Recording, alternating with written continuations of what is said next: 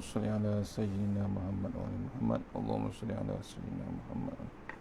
اللهم صل على سيدنا محمد.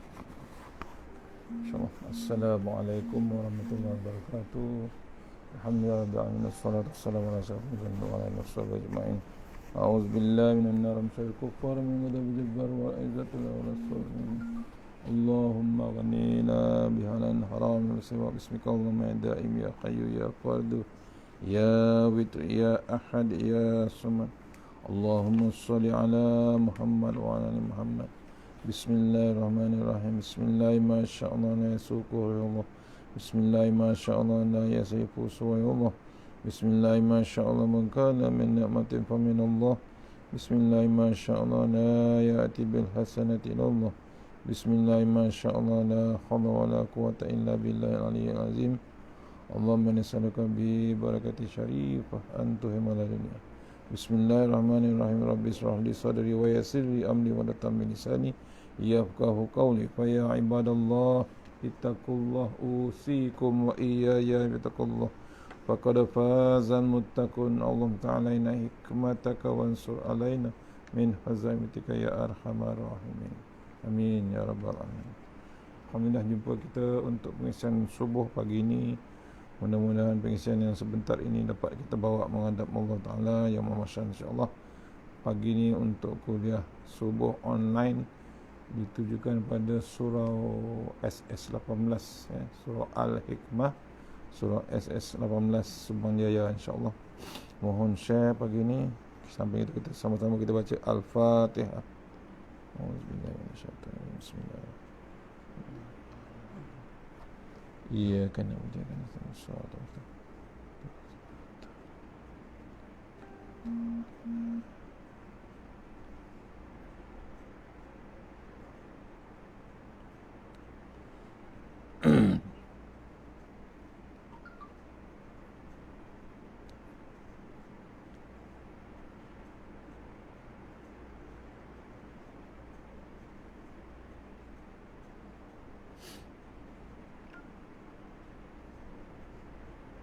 Sama-sama kita share insyaAllah untuk surah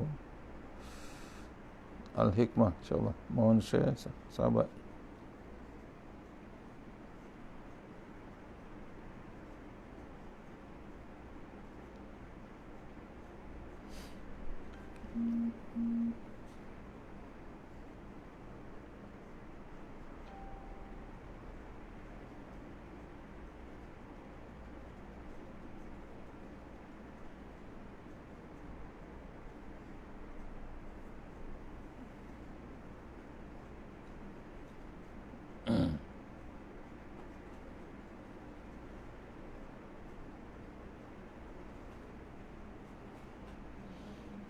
Okey, insyaAllah.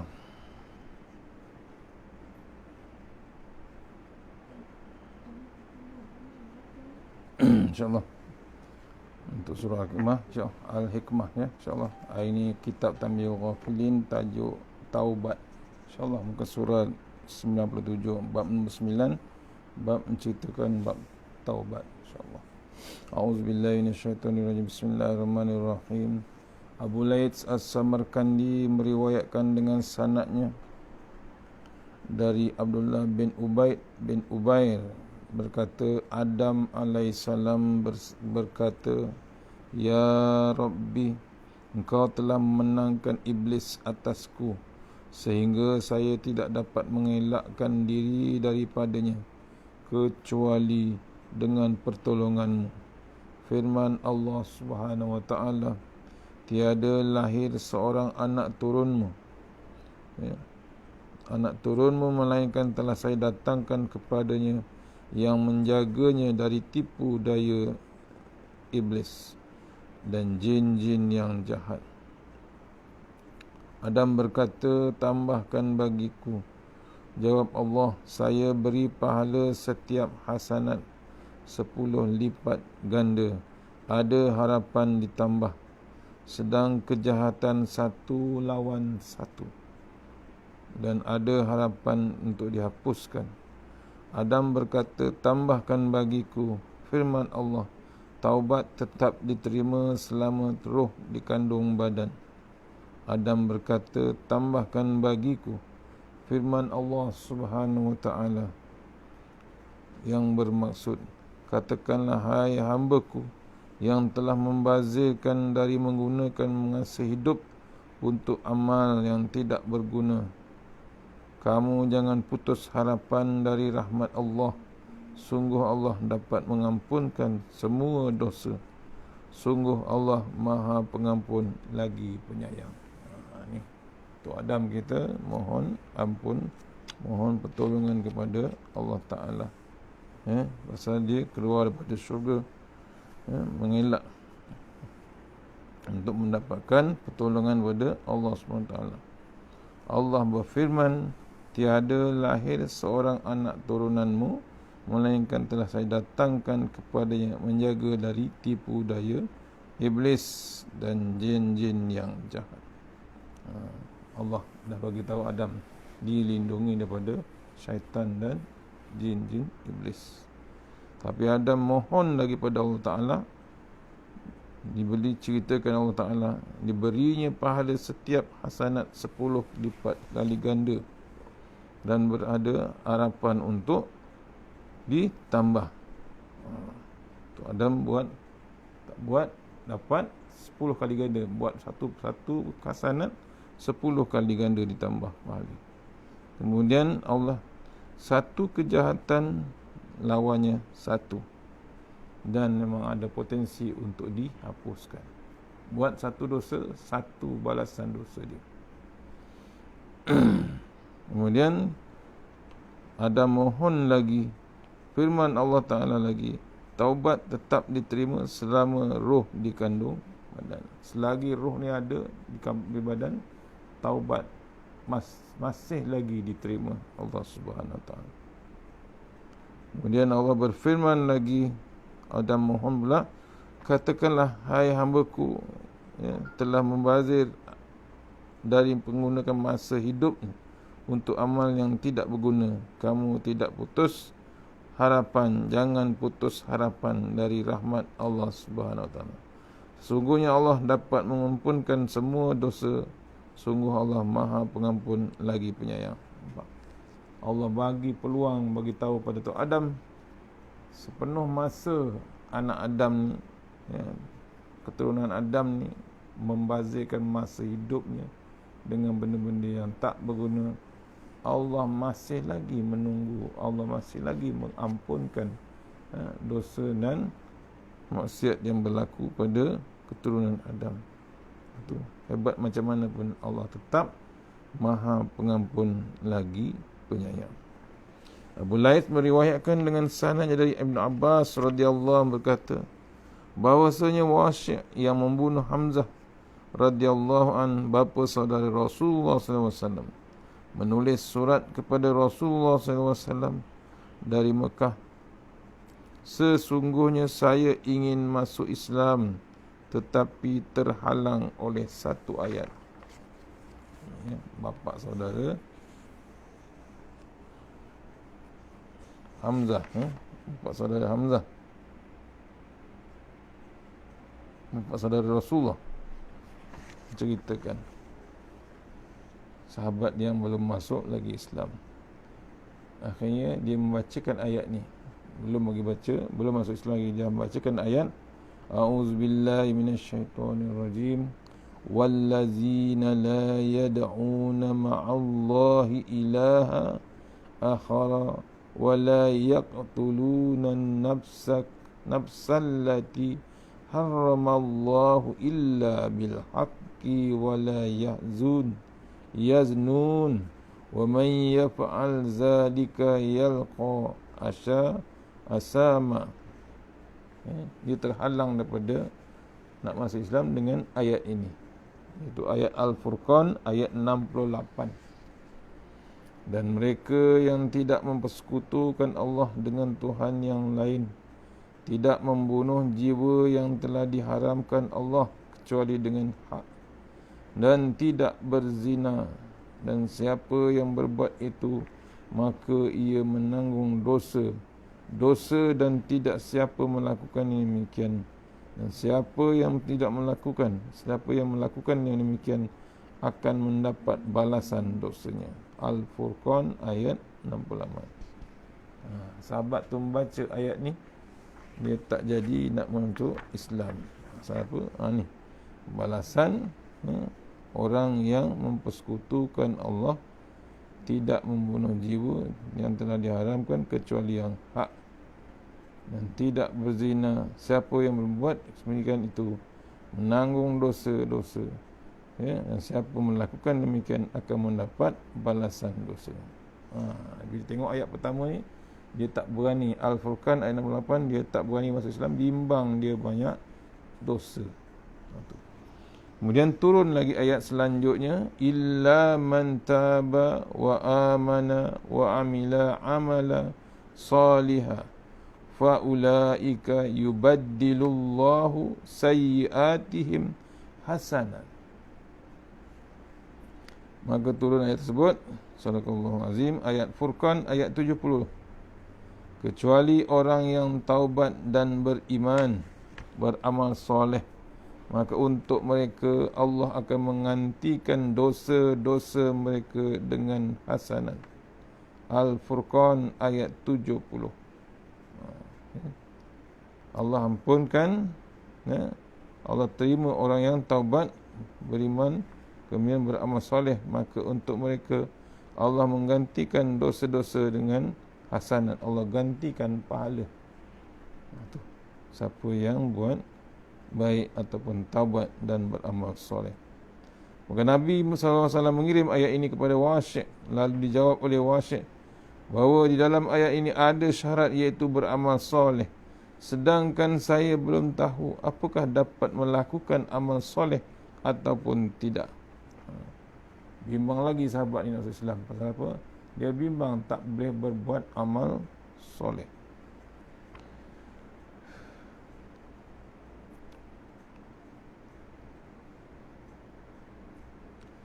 Turun lagi ayat, innallaha la yaghfiru an yushraka bihi wa yaghfiru ma duna zalika liman yasha. Allahu azim. Surah An-Nisa ayat 48, yang maksud, sesungguhnya Allah tidak mengampuni pada siapa yang mempersekutukannya, dan mengampuni semua dosa selain syirik itu bagi siapa yang dikhendakinya. An-Nisa ayat 48. Allah memberitahu Allah tidak mengampuni pada siapa yang menyekutukannya, dan mengampuni semua dosa selain pada syirik itu bagi siapa yang dikhendakinya. Siapa yang menyekutukan, susah, harapan dia gelap. Tapi siapa yang tidak menyekutukannya, siapa yang Allah mengampuni dosa-dosa lain selain pada bab syirik tersebut. Ayat ini juga dikirim pada Wasy'. Jawab Wasy' di dalam ayat ini juga ada syarat. Saya tidak mengetahui syarat, apakah Allah terima atau mengampuni saya ataupun tidak. Wasy' menerus bagi. Bimbang dia nak masuk Islam. Pasal apa? Syarat yang dikenakan dalam ayat ini. Kemudian ayat yang dikirimkan turun lagi, Qul ya ibadi yallazina asrafu ala anfusihim la taqnatu min rahmatillahi innallaha yaghfiru dzunuba jami'a innahu huwal ghafurur rahim. Ayat sebut, katakanlah hai hambaku yang telah membazir diri, janganlah kamu putus harapan dari rahmat Allah. Sesungguhnya Allah dapat mengampunkan semua dosa. Sungguh Allah tu Maha Pengampun lagi Penyayang. Az-Zumar lagi turun ayat tersebut. Maka dikirimkan oleh Nabi pada Wasy' yang nak masuk Islam.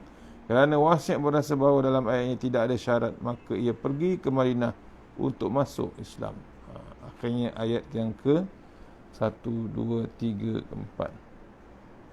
1, 2, 3, 4. Yang keempat baru dia dapat masuk dalam hidayah, dapat masuk Islam. Tu. Punya susahnya. Nak sampai 5 ayat, 4 ayat baru dia dapat faham sebenarnya macam mana nak masuk Islam. Abu Lais meriwayatkan dengan sanad dari Abdullah bin Sufyan berkata, Muhammad bin Abdul Rahman As-Sulami menulis surat kepadaku. Ayahku menceritakan kepadaku, saya duduk di dekat Nabi SAW di Madinah. Lalu ada seorang di antara mereka berkata, saya telah mendengar Rasulullah SAW bersabda.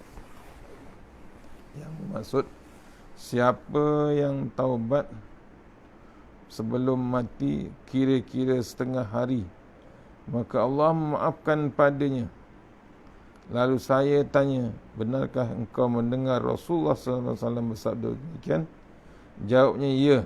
Tiba-tiba ada lain sahabat berkata, saya telah mendengar Rasulullah SAW bersabda, siapa yang taubat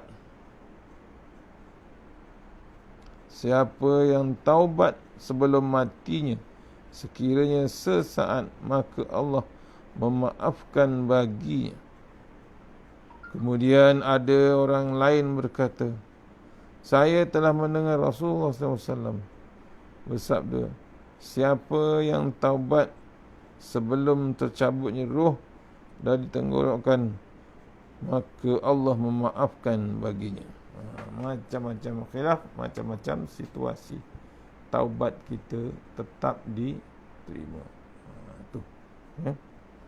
Abu Laid As-Samarkandi meriwayatkan dengan sanadnya dari Muhammad Al-Mutarif berkata, Allah Ta'ala berfirman, amboi anak Adam berbuat dosa lalu minta ampun, maka aku ampunkan, tetapi kemudian ia mengulangi dosanya lalu minta ampun, maka Allah ampunkan, ya, maka aku ampunkan. Aduh kasihan, ia tak dapat meninggalkan dosanya, tetapi ia pula tidak putus harapan dari rahmatku. Wahai para malaikatku, aku persaksikan kepadamu bahawa aku telah mengampunkan baginya.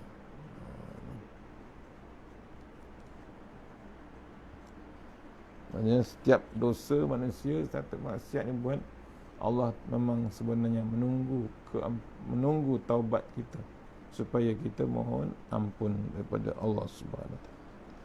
Abu Laid As-Samarkandi meriwayatkan dengan sanad dari Al-A'masi dari seorang murid bin Sumaim berkata, ada seorang pada umat-umat dahulu selalu berbuat maksiat. Maka pada satu hari ketika ia sedang berjalan teringat pada perbuatan-perbuatannya, lalu berdoa, Allahumma ghufranaka, ya Allah, aku mengharapkan keampunanmu. Diulang 3 kali. Mendadak ia mati, maka Allah mengampunkan dosanya. Tu maksudnya orang yang hebat macam mana maksiat pun, tapi masih lagi terus berdoa, mohon kepada Allah Ta'ala sambil berdoa, Allahumma ghufranaka, ya Allah, aku harapkan keampunanmu. Diulang 3 kali. Tiba-tiba dia mati. Dia mati yang hebat, Allah ampunkan dosa. Ini cerita dulu. Muhammad bin Ajlan dari Makhul berkata, saya mendapat keterangan bahawa Nabi Ibrahim AS ketika dipenjarakan, diperlihatkan Allah alam malakut di langit. Ia berkata, ia melihat hamba Allah di bumi kemudian berzina. Maka ia berdoa sehingga binasalah hamba itu. Kemudian ia melihat orang yang sedang mencuri, maka ia berdoa sehingga binasalah oleh Allah. Lalu Allah berkata kepadanya, ya Ibrahim, biarkan urusan hambaku, kerana hambaku itu di antara ia bertaubat dan di antara ia bertaubat, maka aku memaafkan, atau akan melahirkan turunan yang ibadah kepadaku, atau ia memang celaka, maka untuknya telah tersedia Jahannam untuk tempatnya di hari kemudian. Ceritakan Allah binasakan orang-orang yang berbuat maksiat zaman Nabi Ibrahim. Sampai doa Nabi Ibrahim, doa terus makbul, musnahkan. Tapi sampai satu tahap Nabi Ibrahim diseru kerana melahirkan turunan yang ibadah. Disuruh bertaubat dan melahirkan turunan ibadah. Orang yang maksiat tu ada yang dapat beribadah tapi menurunkan keturunan yang hebat. Abu Lais berkata berita ini sebagai dalil bahawa seorang hamba bila taubat maka Allah menerima taubatnya dan mengampuninya. Kerana itu seharusnya manusia tidak putus harapan dari rahmat Allah. Firman Allah, innahu la yai'asu min rauhillah illal qaumul kafirin. Sesungguhnya tidak akan patah dari rahmat Allah kecuali kaum yang kafir. Ayat 56. Maksudnya diingatkan ayat ini surah Yusuf. Ayat Yusuf ceritakan sesungguhnya tidak akan patah dari rahmat Allah kecuali kaum yang kafir. Kita jangan masuk golongan yang kafir. Pasal apa? Dia akan patah dan dari rahmat Allah Ta'ala. Di lain ayat, wa huwallazi yaqbalu taubata an ibadihi wa ya'fu annis sayyiati wa ya'lamu ma taf'alun. Dialah Allah yang menerima taubat hamba-hambanya dan memaafkan perbuatan-perbuatan yang jelek ataupun buruk atau dosa. Asy-Syura ayat 25. Diingatkan kita yang mentah. Dalam surah Asy-Syura ayat 25, Allah menerima taubat hamba-hambanya. Dia yang memaafkan perbuatan-perbuatan yang buruk waktu kita di dunia. Tak ada siapa lain. Bukan manusia, bukan binatang, bukan haiwan. Hanya Allah saja yang menerima taubat kita. Maka seharusnya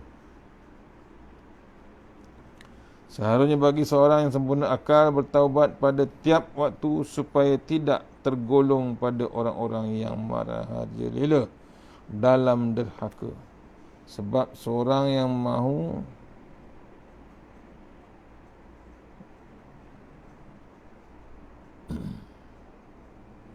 sebab seorang yang selalu bertaubat tidak akan dianggap bergelumang dengan berbuat dosa, meskipun ia mengulangi dosa itu sehari sampai 70 kali.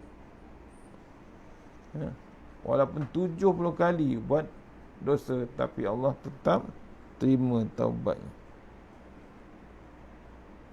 Sebagaimana riwayat Abu Bakar As-Siddiq radhiyallahu dari Rasulullah SAW bersabda, tidak dianggap maharajalela ataupun terus menerus berbuat dosa orang yang selalu membaca istighfar, yakni meminta ampun, meskipun ia mengulangi dalam sehari 70 kali. Juga sabda Nabi SAW, demi Allah, sungguh saya bertaubat dengan Allah.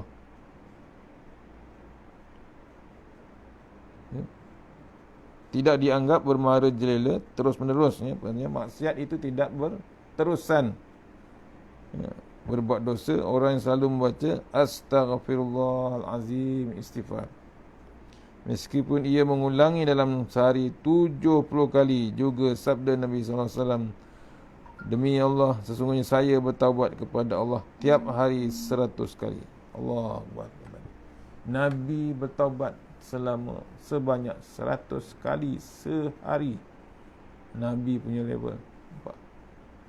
Kita boleh buat? Boleh sepatutnya. Daripada subuh kita bagikan 20, Zuhur 20, Asar 20, Maghrib 20, Isyak 20. Cukup 100 pun boleh. Cuma kita nak ke tak nak masuk keridaan Allah Ta'ala. Nabi buat 100 kali. Nabi yang confirm ke syurga tu pun Allah ampunkan dosa dia tetap dengan 100 kali istighfar sehari. Abu Ali bin Abi Talib radhiyallahu berkata, saya bila mendengar langsung dari Nabi SAW maka saya bergunakan, dan bila diberitahu oleh orang lain maka saya sumpah.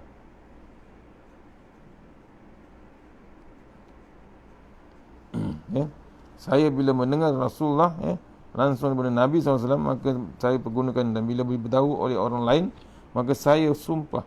Jika ia berani sumpah, saya percaya dari Abu Bakar dan berkata, Rasulullah SAW bersabda, tiada seorang hamba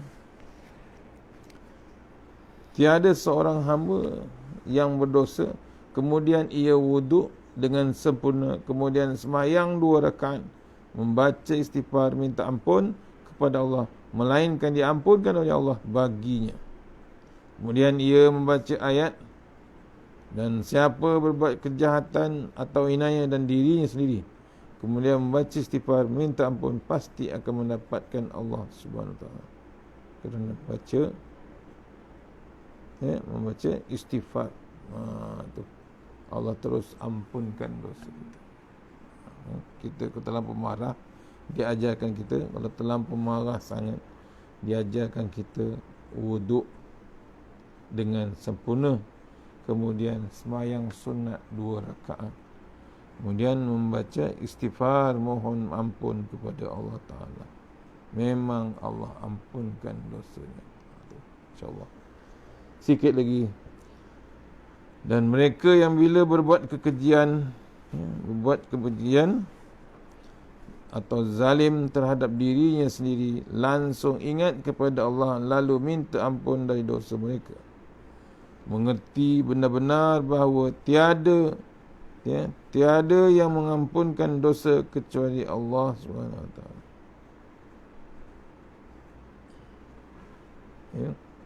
Diceritakan di sini,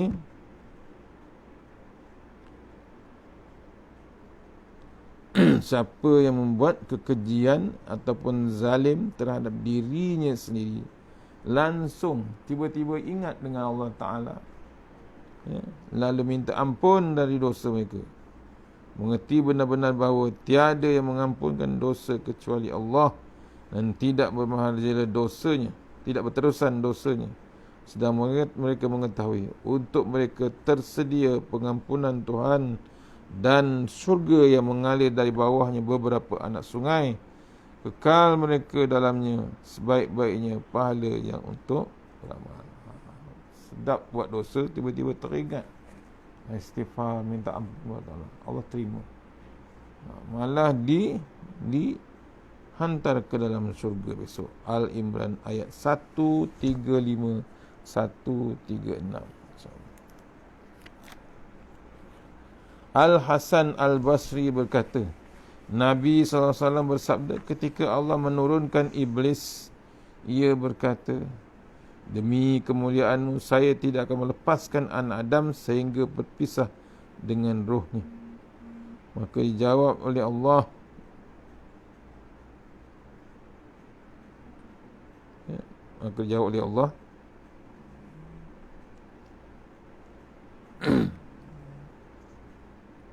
saya ulang balik, demi kemuliaan saya, demi kemuliaanmu tidak akan dilepaskan anak Adam sehingga terpisah dengan rohnya. Maka dijawab oleh Allah, demi kemuliaan dan kebesaranku saya tidak akan menutup jalan taubat dari hamba-Ku hingga rohnya berada di tenggorokan, yakni hampir mati. Allah, iblis berazam nak mengganggu anak Adam, nak menyesatkan anak Adam waktu kematiannya, waktu dalam alam sakaratul maut.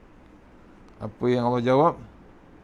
Demi kebesaranku saya akan tidak akan menutup jalan taubatnya walaupun nyawa rohnya berada di tenggorok, yakni hampir mati. Allah teruskan dengan peluang kepada anak Adam, keturunan Adam untuk bertaubat. Itu cerita dia. Panjang lagi bab taubat ni, sikit lagi. Al-Qasim meriwayatkan dari Abu Umamah dari Al-Bakhili radhiyallahu berkata, Nabi SAW bersabda, malaikat yang di kanan lebih berkuasa terhadap malaikat yang di kiri, Maka bila seorang berbuat kebaikan, langsung dicatat olehnya 10 hasanat. Dan apabila kejahatan dibuat, lalu ditulis oleh malaikat kiri, diperingatkan oleh yang kanan, tahan dahulu kira-kira 6 atau 7 jam. Maka bila ia membaca istighfar, minta ampun, tidak dicatatkan apa-apa. Dan jika tidak istighfar, maka dicerna, maka istighfar, minta ampun, tidak dicatatkan apa-apa. Jika tidak istighfar, lalu dicatatkan satu kejahatan. Allah hebatnya, penyayangnya, pengampunnya Allah Ta'ala pada kita. Cuma kita saja yang susah menangguh-sangguh bab taubat kita. Last sekali, Abu Lais berkata, ini sesuai dengan hadis, orang yang taubat dari dosa bagaikan tidak berdosa. Allah, bila diampunkan dosa kita, ibarat kita tidak berdosa langsung. Pasal apa? Dah diampunkan, kosong belaka. InsyaAllah takat untuk pagi ini, mudah-mudahan pengisian pagi ini kita jangan berhenti dengan bab taubat kita untuk meneruskan hidup di dunia, untuk mencari bekalan kita di dunia ini, untuk dibawa satu lagi alam, untuk bekalan kita di alam hidup sesudah mati. Mudah-mudahan pengisian pagi ini dapat kita bawa menghadap Allah Ta'ala di mahsyar. Mana yang baik, mana yang terbaik terus daripada Allah Subhanahu Wa Ta'ala. Yang lemah daripada saya sendiri, kita sudahi surah Al-Fatihah.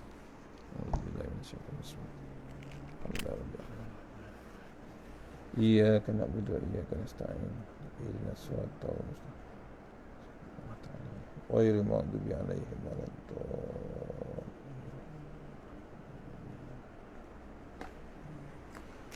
A'udzu billahi minasyaitonir rajim. Bismillahirrahmanirrahim. Allahumma tawwil a'marana wa sahi ajsadana wa nawwir qulubana wa sabbit imanana wa ahsin a'malana wa wasi' arzaqana wa ilal khairi qaribna wa 'anil syarrimna wa ahdi hawadina wa din dunya wal akhirah. Ya Allah, panjangkanlah umur kami, sihatkanlah badan kami, terangkan hati kami, tetapkan iman kami, elokkan amalan kami, luaskan rezeki kami, dekatkan kami kepada kebajikan, jauhkan kami daripada kejahatan, tunaikan hajat kami. Bismillahirrahmanirrahim. Bismillahirrahmanirrahim. Masyaallah la yasuqu ya Allah. Bismillahirrahmanirrahim. Masyaallah la yasrifu ya Allah. Bismillahirrahmanirrahim. Masyaallah ma kana min amatin fa min Allah. Bismillahirrahmanirrahim. Masyaallah la ya'ti bil hasanati. Bismillahirrahmanirrahim. Masyaallah la haula wala quwwata illa billahil aliyyil azim. Rabbana atina fid dunya hasanah wa fil akhirati hasanah wa sallallahu alaihi wasallam Muhammadar rabbil alamin. InsyaAllah kita bertemu maghrib hari ini, kuliah online maghrib hari ini untuk surau, untuk Masjid Bandar Baru, Bandar Bukit Puchong. InsyaAllah kuliah maghrib online ya. Di masjid tak boleh buat lagi, kita buat online insyaAllah. Sama-sama kita sebarkan petani maghrib insyaAllah. Assalamualaikum warahmatullahi wabarakatuh.